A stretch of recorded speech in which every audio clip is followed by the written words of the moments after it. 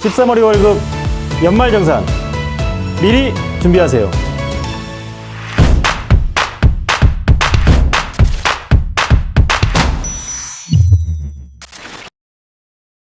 안녕하세요.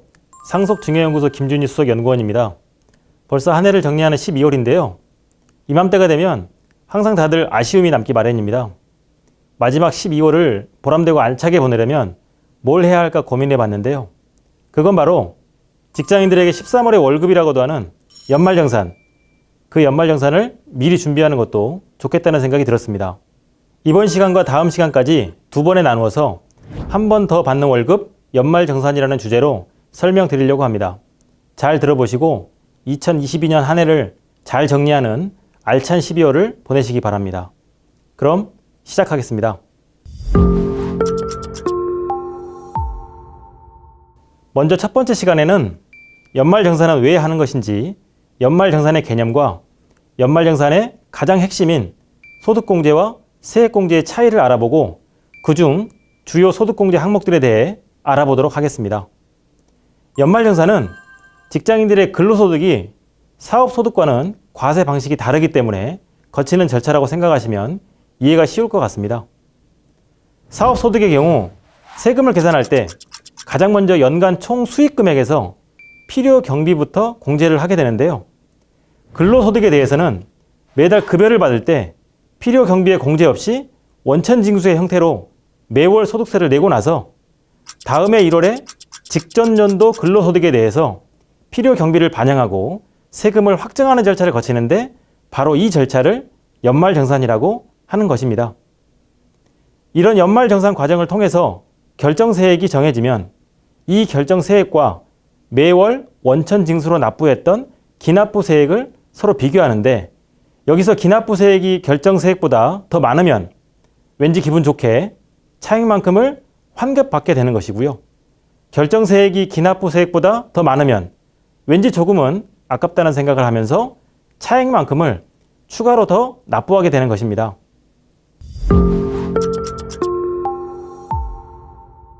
연말정산 절차의 가장 첫 번째 단계는 근로소득자에게 있어서 최소 필요 경비를 반영하여 공제해주는 절차인 근로소득 공제입니다. 근로소득 공제 금액은 총 급여액의 구간별로 정해져 있고요. 최대 공제 한도는 2천만 원입니다. 그렇게 총 급여액에서 근로소득 공제를 차감하면 근로소득 금액이 되고 그 다음 단계부터 연말정산의 가장 핵심적인 두 가지, 바로 소득공제와 세액공제가 나오게 됩니다. 소득공제는 근로소득 금액에서 소득을 차감해주는 공제로 과세 표준을 줄여주는 효과가 있는 것이고요. 세액공제는 산출세액에서 세금을 직접 차감해주는 공제입니다. 이 두 가지 모두 세금을 줄여주는 효과가 있는데요. 근로소득 금액을 줄이느냐 아니면 산출세액을 줄이느냐의 차이입니다.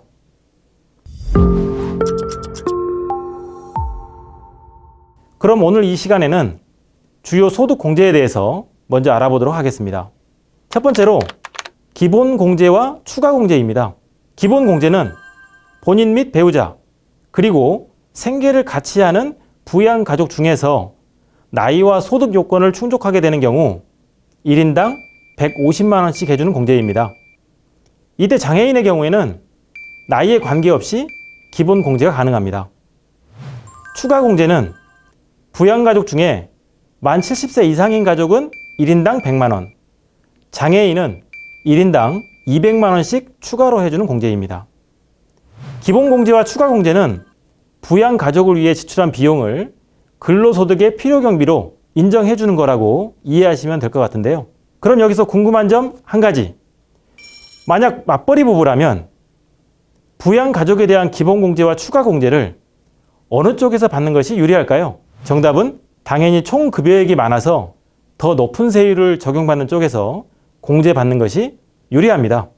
부연 설명을 드리자면 부부의 과세 표준이 같은 세율 구간에 있으면 어느 쪽에서 공제받든지 공제 효과는 같지만 과세 표준의 최고 세율 구간이 다르다면 과세 표준이 더 많은 쪽에서 공제받아야 더 많은 세금을 돌려받게 됩니다. 잘 모르시겠다면 부부의 2021년 연말정산 내역을 보시고 어느 쪽에 과세 표준이 더 많았는지 확인하시면 됩니다. 두 번째로는 주택자금에 대한 소득공제입니다. 주택자금에 대한 소득공제 항목에는 두 가지가 있습니다. 먼저 무주택 세대주인 근로자가 85제곱미터 이하 주택에 임차자금을 대출받고 원리금을 상환할 때 연 300만 원 한도로 소득공제해주는 주택 임차 차입금 원리금 상환액 소득공제라는 게 있고요. 무주택이거나 1주택 소유 근로자의 장기주택 저당 차입금 이자 상환액도 상환기간, 상환 방법 등에 따라서 최대 1,800만 원까지 소득공제됩니다. 단 주택 취득 당시 기준시가가 5억 원 이하여야 합니다. 그리고 주택 마련 저축 소득공제라는 게 있습니다. 총 급여가 7천만 원 이하이고 무주택 세대주인 근로자가 청약저축이나 주택 청약종합저축에 납입하는 금액이 있다면 연 240만 원을 한도로 그 금액의 40%인 96만 원까지 소득공제가 가능한데요.